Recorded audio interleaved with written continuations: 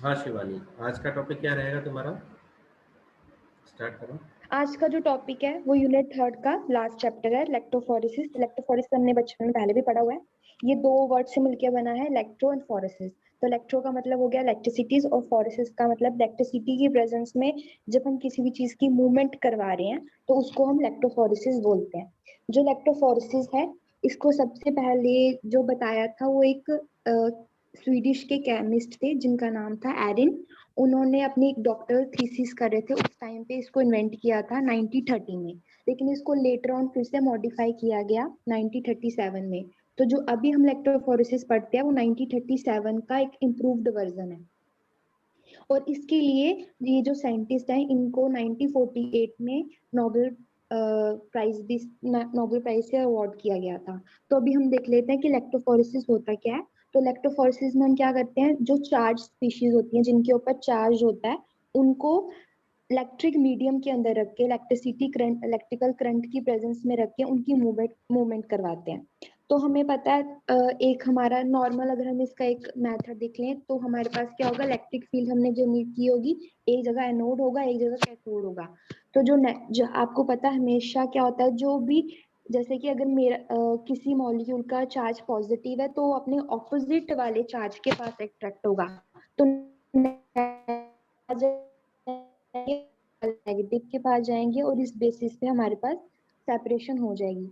जो जनरली हम यहाँ पे इलेक्ट्रोफोरेसिस कर रहे हैं वो हम प्रोटीन्स की डीएनए इन सब की करते हैं। और हमें पता है कि जो डीएनए होते हैं वो उनके ऊपर चार्ज ही कौन सा होता है, नेगेटिवली चार्ज होता है। तो उनके पास नेगेटिवली चार्ज होंगे तो क्या होगा, जो डीएनए के फ्रेगमेंट्स होंगे वो खुद नेगेटिवली चार्ज हैं तो वो किसकी तरफ जाएंगे, वो पॉजिटिव चार्ज की तरफ जाएंगे और इस तरह से इनकी सेपरेशन हो जाएगी।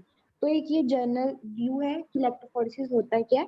तो electrophoresis is the separation of a charge species, या हम उनको मॉलिक्यूल भी बोल सकते हैं, on the basis of their movement under a applied electric field. तो यहाँ पे मेन जो वर्ड याद रखना वो है कि हमें यहाँ पे इलेक्ट्रिक फील्ड को अप्लाई करना पड़ेगा।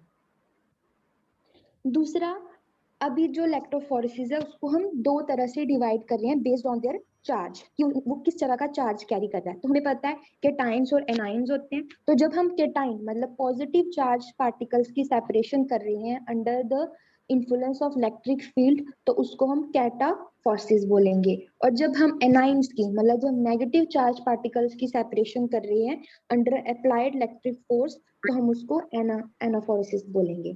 तो ये दो तरह से इलेक्ट्रोफोरेसिस को on the basis of their charge हमने डिवाइड कर दिया। इलेक्ट्रोफोरेसिस का जो हम यहाँ पे हम अपनी फार्मेसी में इलेक्ट्रोफोरेसिस को इसलिए पढ़ रहे हैं क्योंकि इलेक्ट्रोफोरेसिस की हेल्प से हम लेबोरेटरी के अंदर बहुत सारे मैक्रोमोलिक्यूल्स की सेपरेशन कर सकते हैं, जैसे कि प्रोटीन्स हैं, डीएनए है, इन जैसी चीजों की हम इजिली सेपरेशन यहाँ पे कर सकते हैं। जो इलेक्ट्रोफोरेसिस है वो qualitative as well as quantitative दोनों एनालिसिस में यूज किया जाता है। क्वालिटी मतलब जब हमें किसी भी चीज की क्वालिटी चेक करनी है तो वहां पे भी इलेक्ट्रोफोरेसिस का यूज किया जा सकता है। और क्वांटिटेटिव जब हमने किसी भी चीज की क्वांटिटी को मेजर करना है तो वहां पे भी इसका यूज किया जाता है। उसके बाद आता है कि इसका प्रिंसिपल क्या होता है। प्रिंसिपल इसका यही है कि हमारे पास क्या होगा, एक एक हमने इलेक्ट्रिक फील्ड जनरेट की गई होगी और एक जगह हमारा एनोड होगा और एक जगह हमारा कैथोड होगा।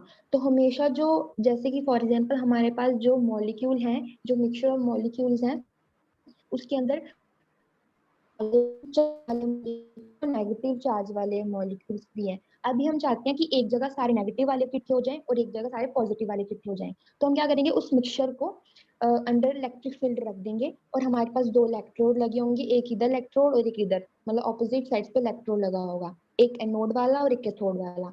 तो अभी क्या होगा, जब हम मिक्सचर ऑफ सैंपल को रन करवाएंगे तो उसमें से अगर हमारे पास 10 मॉलिक्यूल्स हैं, 10 में से 5 हमारे एनाइंस हैं और 5 हमारे केटाइंस हैं। तो जो केटाइन होगा वो किस तरफ दौड़ेगा, वो वाले इलेक्ट्रोड की तरफ दौड़ेगा जिसके पास नेगेटिव चार्ज होगा। और वेरस जो एनाइन वाले हैं वो अपनी ऑपोजिट चार्ज वाले पॉजिटिव वाली साइड वाले शिफ्ट होंगे। तो हमारे पास दोनों इलेक्ट्रोड के पास 5-5 आ जाएंगे। तो इस तरह से हम सेपरेशन कर देते हैं on the basis of their electrical charge जो उनके ऊपर प्रेजेंट है। यहाँ पे ये याद रखना होता है कि हमेशा इलेक्ट्रिसिटी का यूज करते हैं, इलेक्ट्रिसिटी अगर नहीं होगी तो आप यहाँ पे सेपरेशन नहीं कर सकते हो। अभी उसके बाद हम ये देखते हैं कि जब हम किसी भी चीज की सेपरेशन कर देते हैं उसके बाद हमें अगर पता लगाना हो कि कितनी सेपरेशन यहाँ पे हुई है, तो उसके लिए हम क्या करते हैं, एक फॉर्मूला यूज करते हैं। वो फॉर्मूला होता है इलेक्ट्रोफोरेटिक मोबिलिटी का। तो उसको हम म्यू इज इक्वल्स टू, उसको हम म्यू बोलते हैं, mu is equals to q upon 6πRn। यहाँ पे जो म्यू की शेप में है वो इलेक्ट्रोफोरेटिक मोबिलिटी है, जो क्यू है वो आपके मॉलिक्यूल के ऊपर जो चार्ज, चाहे वो पॉजिटिव हो नेगेटिव जो भी चार्ज है वो क्यू होगा। जो आर है वो हमारे मॉलिक्यूल का रेडियस है, और एन है हमारी विस्कोसिटी। अब यहाँ पे विस्कोसिटी क्यों आया, क्योंकि जब भी हमने किसी भी चीज को रन करवाना है तो उसके लिए हमें नीचे बेस की जरूरत है। वो बेस हम यहाँ पे क्या यूज करेंगे, जेल यूज करेंगे। तो यहाँ पे जो विस्कोसिटी है वो उस जेल की वजह से आ रही है। अभी हमें पता है कि हमने बहुत सारे अलग अलग तरह के लैक्टोफोरेसिस जेल यूज कर सकते हैं। जैसे कि जो सबसे कॉमन यूज किया जाता है वो एग्रोस जेल लैक्टोफोरेसिस होता है, और दूसरा एक PAG जिसको पॉली एक्राइलमाइड लैक्टोफोरेसिस बोलते हैं। तो एक एग्रोस जेल और एक पॉली एक्राइलमाइड जेल यूज किया जाता है ज्यादातर लैक्टोफोरेसिस के ऊपर। और यहाँ पे जो विस्कोसिटी है वो आपकी बताएगी जल की। अभी आपको दिख रहा है फॉर्मूला में जो एन है, जो आपकी विस्कोसिटी है जिसको नीटा बोलते हैं, वो नीचे है। तो अगर आपके जल की विस्कोसिटी ज्यादा है, वो ज्यादा गाढ़ापन होगा, मॉलिक्यूल्स हैं उनकी सेपरेशन अच्छी नहीं हो पाएगी, वो वहीं पे स्टिक हो जाएंगे। तो इधर से हमें इसका ये रिलेशन पता चलता है कि अगर आपके जल की विस्कोसिटी ज्यादा है तो जो सेपरेशन होगी, जो इलेक्ट्रिक फोरेटिक मोबिलिटी होगी आपकी मॉलिक्यूल की, वो डिक्रीज होगी। तो इनवर्सली का रिलेशनशिप यहाँ पे चलेगा। इसलिए mu is equals to q, q का मतलब चार्ज, और नीचे है 6πRn, जिसको आर मतलब एन में बोल रही हूँ नीटा, आप नीटा समझ लो। नीटा को पास जो दो टाइप की मेन लैक्टोफोरेसिस हम जो यहाँ पे पढ़ेंगे, वो एक स्लैम्प लैक्टोफोरेसिस होगा और एक जेल, और एक दूसरा होगा कैपिलरी लैक्टोफोरेसिस। ये दो तरह की लैक्टोफोरेसिस है। आगे इनको हम सब डिवाइड करेंगे तो हमें अलग अलग मिल जाएंगे। तो सबसे पहले हम देख लेते हैं कि जो पहली लैक्टोफोरेसिस की टाइप है वो है स्लैब।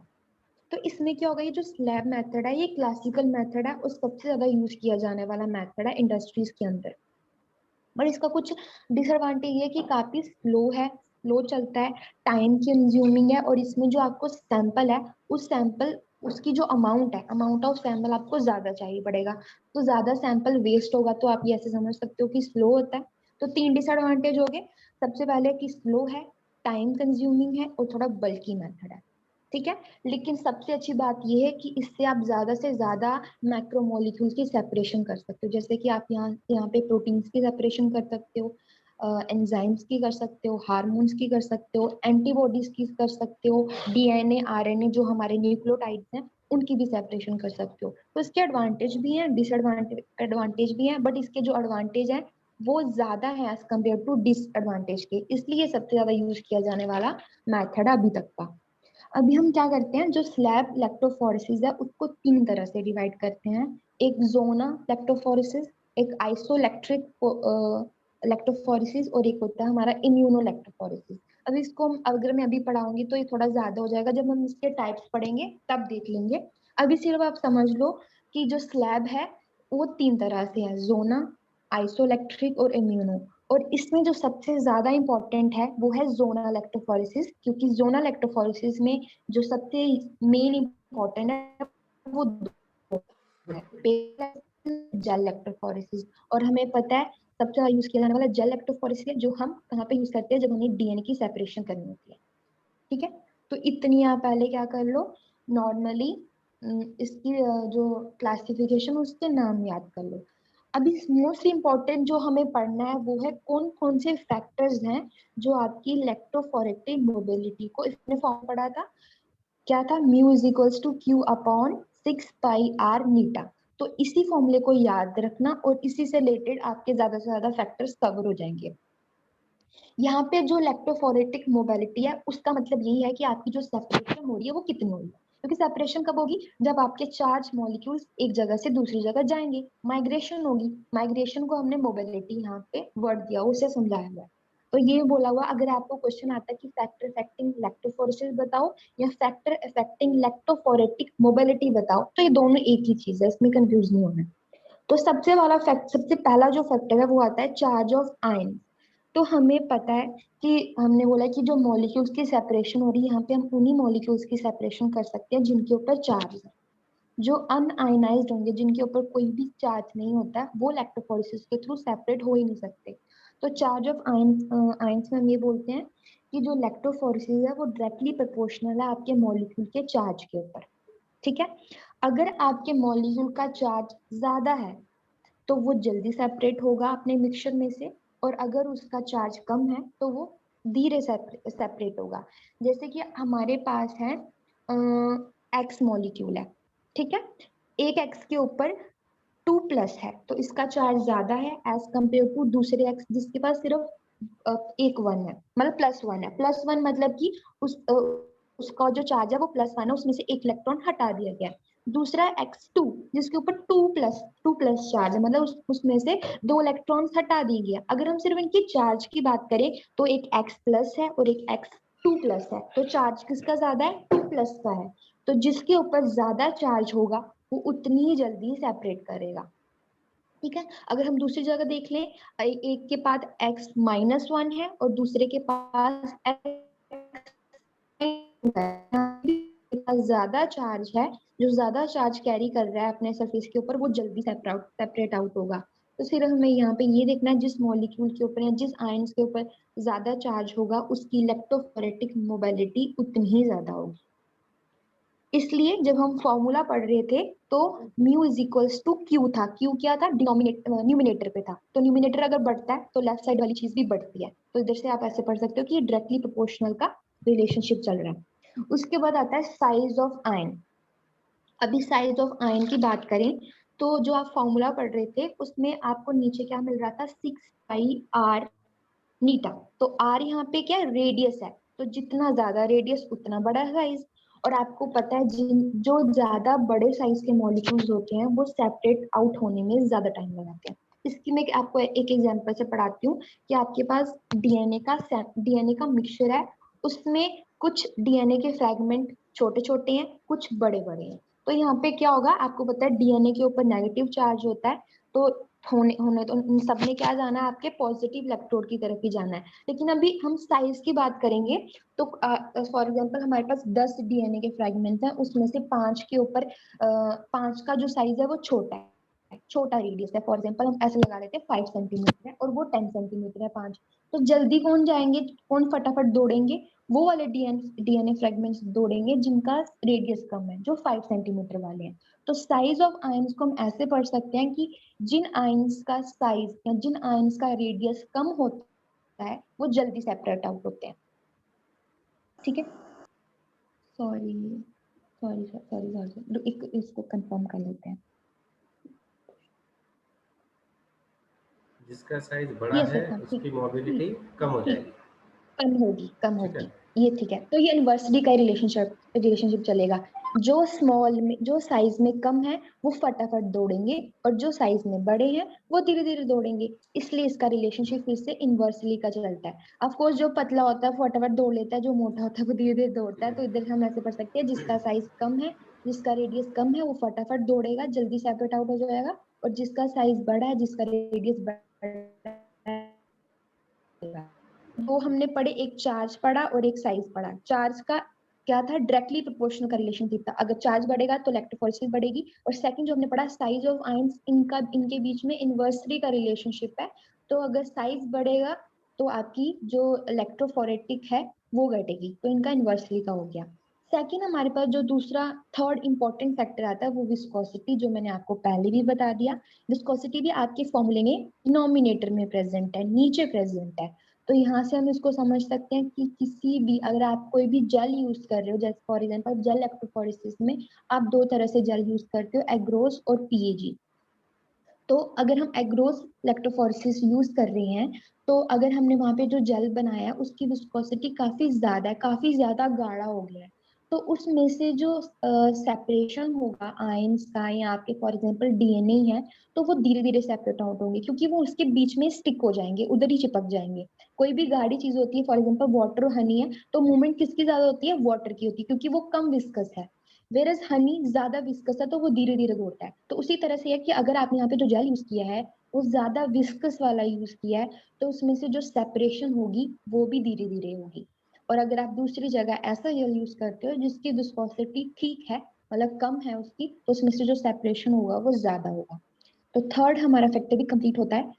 फोर्थ हमारे पास जो आता है वो आता है वोल्टेज अप्लाइड। तो वोल्टेज अप्लाइड का सीधे डायरेक्टली रिलेशनशिप जाता है, जितनी ज्यादा वोल्टेज दोगे उतनी ही जल्दी सेपरेशन होगी। सिंपल, इसको ज्यादा पढ़ने की जरूरत ही नहीं है। जितनी ज्यादा आप वहां पे, क्योंकि ये डायरेक्ट आपका लिखा डेफिनेशन में आता ही है, under the influence of applied electric force या अप्लाइड इलेक्ट्रिकल वोल्टेज, जितनी ज्यादा वोल्टेज होगे उतनी जल्दी सेपरेशन होगी। अभी लास्ट में जो फैक्टर्स आते हैं, दो फैक्टर, ये थोड़े से अलग से हैं, क्योंकि ये आपके क्या मिलेंगे, आपके उस फॉर्मूले से आपको डिराइव नहीं आपको नहीं मिलेंगे उस फॉर्मूले में, तो इसको थोड़ा अलग से समझना है। सबसे पहला आता है टेम्परेचर। अभी टेम्परेचर, जितना ज्यादा टेम्परेचर आप रखोगे उतनी ही जल्दी आपकी सेपरेशन होगी। अभी कैसे, क्योंकि अगर आप टेम्परेचर बढ़ाते हो तो आपके जेल की विस्कोसिटी कम हो जाती है, वो पतला होने लग जाता है। किसी भी चीज, गाढ़ी चीज को गर्म करते हो तो वो पतला होता है। तो अगर आपने टेम्परेचर बढ़ा दिया तो वो पतला होने लग जाएगा और उनमें से जो सेपरेशन होगी वो भी फटाफट होगी। तो ऐसे पढ़ सकते हो कि टेम्परेचर जितना ज्यादा होगा उतनी ही ज्यादा आपकी मोबिलिटी आएगी। तो ये भी सिंपल था। उसके बाद जो लास्ट वाला फैक्टर आता है वो आता है pH of buffer and ionic strength. अभी इसको देखते हैं। उन्होंने बोला कि जो आयनिक स्ट्रेंथ होती है आपके बफर की, ठीक है, वो आपके जो सेपरेशन हो रहा है मॉलिक्यूल्स का, सेपरेशन कैसे हो रहा है, मॉलिक्यूल का माइग्रेट हो रहे हैं, एक जगह से दूसरी जगह जा रहे हैं। तो जो आयनिक स्ट्रेंथ होती है आपके बफर की, आप बफर यूज करते हो इलेक्ट्रोफोरेसिस के अंदर। अभी जब हम पढ़ेंगे तब पता चलेगा कि बफर कैसे यहाँ पे क्यों यूज हो रहे हैं। लेकिन आप इतना पहले पढ़ रहे हो कि बफर के अंदर जो आयंस होते हैं उनकी आयनिक स्ट्रेंथ आपके कंपाउंड की, आपके मॉलिक्यूल्स की माइग्रेशन वेलोसिटी को इफेक्ट करती है, और ये इन्वर्सली इफेक्ट करती है।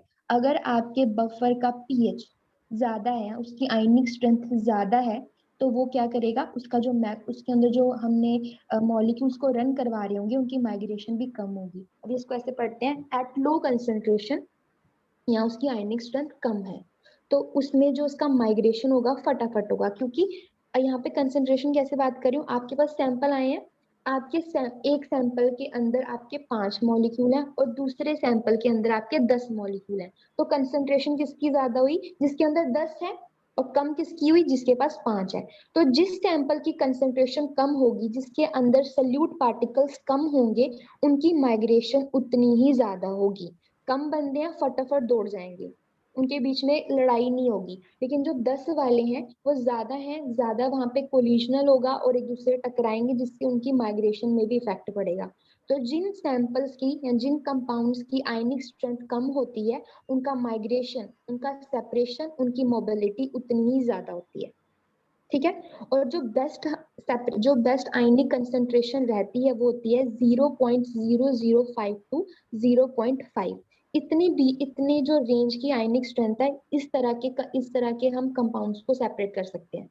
तो आपने जब भी इलेक्ट्रोफोरेसिस स्टार्ट करना है तो आप देख लोगे जो आपके पास सैंपल आया उसकी कंसेंट्रेशन कितनी है। अगर उसकी कंसेंट्रेशन 0.005 से कम हो जाएगी तो वो आपकी इजिली यहाँ पे सेपरेट नहीं हो पाएंगे, तो आपको रेंज दिखनी पड़ेगी। तो बस ये 6 आपके फैक्टर्स होते हैं जो आपकी इलेक्ट्रोफोरेसिस को इफेक्ट करते हैं। तो इतना तो सबको समझ आ ही गया होगा। फोरेटिक टेक्निक्स पढ़नी है तो उसमें जो ठीक। फर्स्ट टेक्निक आती है वो है आपकी स्लैब में जोनल इलेक्ट्रोफोरेसिस के अंदर जेल इलेक्ट्रोफोरेसिस। अभी जेल इलेक्ट्रोफोरेसिस के बारे में हम पढ़ेंगे कि इसके अंदर क्या होता है क्या नहीं होता। तो अभी तो इंट्रोडक्शन ही कंप्लीट आउट हो पाएगी, जितनी होगी मैं उतना फटाफट करती हूँ। तो जेल इलेक्ट्रोफोरेसिस एक ऐसा मेथड है जिससे आप सेपरेशन और एनालिसिस कर सकते हो अपने मैक्रोमोलिक्यूल्स की। यहाँ पे जो मैक्रोमोलिक्यूल हम कंसीडर कर रहे हैं वो डीएनए, आरएनए एंड प्रोटीन्स। हमेशा आपके पास डीएनए, आरएनए, प्रोटीन्स एक मिक्सचर में आते हैं या अपने फ्रेगमेंट्स में आते हैं। तो हम क्या करते हैं, उनके फ्रेगमेंट्स की के ऊपर साइज कैसा है और चार्ज कैसा है उसके बेसिस पे इनकी सेपरेशन करते हैं। और ये ज्यादातर जो इलेक्ट्रोफोरेसिस है ये आपकी बायोकेमिस्ट्री और मॉलिक्यूलर बायोलॉजी जो फील्ड है उसके अंदर ज्यादा यूज किए जाते हैं। यहाँ पे आप न्यूक्लिक एसिड्स मॉलिक्यूल की से भी सेपरेशन कर सकते हो उनके चार्ज के बेसिस पे। और ये मैंने आपको पहले ही बताया है, जितना ज्यादा शॉर्टर मॉलिक्यूल होगा, अगर हम साइज की बात करें तो जितना ज्यादा शॉर्टर मॉलिक्यूल है वो उतनी ही जल्दी माइग्रेट करेगा, उतनी ही जल्दी रन करेगा। वेयर एज लॉन्गर वन से। और अगर हम चार्ज की बात करें तो चार्ज ज्यादा होना चाहिए, जितना ज्यादा चार्ज होगा उतनी जल्दी वो फास्टर मूव करेगी। जैसे मैंने x प्लस और x2 प्लस की एग्जांपल बताई थी। तो ये इसका सिर्फ जर्नल एक रहता है। अगर हम इसकी क्या बोलते हैं, हाँ, और जेल इलेक्ट्रोफोरेसिस का जो फिनोमिना है जिसके थ्रू हम सेपरेशन कर रहे हैं, उसके लिए एक पर्टिकुलर टर्म है जिसका नाम है स्टीरिंग। स्टीरिंग, घुमाना, ठीक है। तो ये एक पर्टिकुलर फिनोमेना है जिसको इलेक्ट्रोफोरेसिस के अंदर यूज किया जाता है। दूसरा है, हम इलेक्ट्रोफोरेसिस के साथ नैनो पार्टिकल्स की भी सेपरेशन इजिली कर सकते हैं, ठीक है। दूसरा ये भी हो सकता है कि आप इसको और कौन कौन से प्रोजेक्ट्स में यूज कर सकते हो। इसको आप कहाँ पे यूज करते हो, RFLP, ये आपको याद रखना है, रिस्ट्रिक्शन फ्रेगमेंट लेंथ पॉलीमॉर्फिज्म, ठीक है। दूसरा, इसको PCR टेक्निक के अंदर यूज किया जाता है। इसको जब आपने DNA क्लोनिंग करते हो तब भी यूज कर सकते हो, DNA सीक्वेंसिंग में यूज करते हो, और सदर्न ब्लॉटिंग के अंदर भी आप जेल इलेक्ट्रोफोरेसिस का यूज करते हो। अगर हम ओवरव्यू देखें, अगर सिर्फ पढ़ें कि जेल इलेक्ट्रोफोरेसिस के अंदर होता क्या है, तो इसके कितने स्टेप्स होते हैं, इसके 8 स्टेप होते हैं, और 8 स्टेप में ये प्रोसीजर कंप्लीट आउट हो जाता है।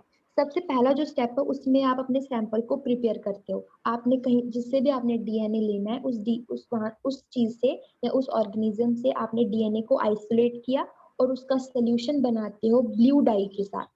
आप ब्लू डाई यहाँ पे क्यों यूज कर रहे हो, क्योंकि ब्लू डाई क्या होगा, इजिली आपको दिख जाएगी, एब्जॉर्ब हो जाएगी, जिससे आप पता लगा लोगे भाई हमारा जो सैंपल है वो यहाँ से यहाँ पे रन किया। हम क्या करेंगे, DNA के जो फ्रेगमेंट्स हैं उसको ब्लू डाई के साथ कोट कर देंगे, उसको अच्छे से उसके ऊपर मतलब कोटिंग करवा देंगे, और जब हम उसको इलेक्ट्रिक फील्ड के अंदर रखेंगे तो DNA मॉलिक्यूल रन करेंगे। तो आपको जैसे जैसे DNA मॉलिक्यूल रन करेंगे, आपको DNA तो नहीं दिखता है क्योंकि DNA का जो साइज है वो बहुत कम है, लेकिन आपको ब्लू डाई जरूर दिख जाएगी। तो आपको स्पॉट्स मिल जाएंगे भाई, यहाँ से आपकी ब्लू डाई की है, मतलब यहाँ से DNA रन हुए हैं। समझ आया? तो इसलिए हम यहाँ पे हमेशा ब्लू डाई का यूज करते हैं। दूसरा आता है, आपको जेल तैयार करना है, सेकंड स्टेप। इसमें जो आप जेल यूज कर रहे हो वो हम एग्रोस जेल यूज करेंगे। और एग्रोस जेल को किसके अंदर बनाया जाता है, किसके साथ मिला के बनाया जाता है, आपको उसका एक नाम याद रखना है, वो है TAE, ट्रिस एसीटेट EDTA। इसका यूज करते हैं एग्रोस जेल का सोल्यूशन बनाने के लिए। अभी हम यहाँ पे, ये जो आपका सोल्यूशन है ये आपका एक बफर सोल्यूशन है, ठीक है। एसिडेट है, आपको पता है, फॉस्फेट, एसीटेट और सिट्रेट आपके बफर सोल्यूशंस होते हैं। तो यहाँ पे जो एग्रोस सोल्यूशन बना रहे हो, एग्रो जेल बना रहे हो, वो एक बफर के साथ बना रहे हो। अभी बफर यहाँ पे यूज आ गया है, जो अभी हम फैक्टर्स में पढ़ के आए थे। तो यहाँ पे जो आपने TAE बफर यूज करना है वो इसलिए यूज करते हैं क्योंकि ये यहाँ पे इलेक्ट्रिक फील्ड को जनरेट करने में हेल्प करता है, इलेक्ट्रिक फील्ड को जनरेट करने का काम करता है। दूसरा है टू प्रिपेयर, यहाँ पे जो सोल्यूशन आपको प्रिपेयर करना है, इधर कितना कितना अमाउंट रखना है वो देख लेते हैं। आपने यहाँ पे 1% एग्रोस जेल यूज करना है और उसके अंदर 100 ml TAE डालना है, ठीक है। तो 1% मतलब कि 1 ग्राम एग्रोस यूज करोगे और उसके अंदर 100 ml अपना जो बफर सोल्यूशन है TAE का वो डालोगे। समझ आ गया? दूसरा बोला है, जितनी ज्यादा हाई कंसेंट्रेशन में, हाई परसेंटेज में आप एग्रोस यूज करते हो उतना ही ज्यादा उसकी विस्कोसिटी बढ़ जाती है।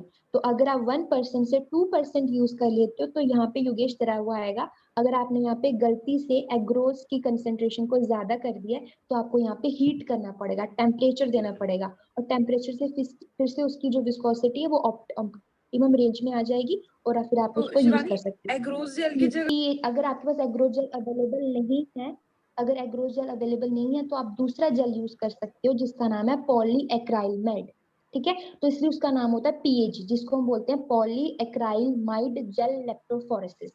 तो एक एग्रोस जेल यूज होता है और जो दूसरा सबसे ज्यादा यूज किया जाने वो वाला जेल है वो है पॉलीएक्राइलमाइड, ठीक है महिमा?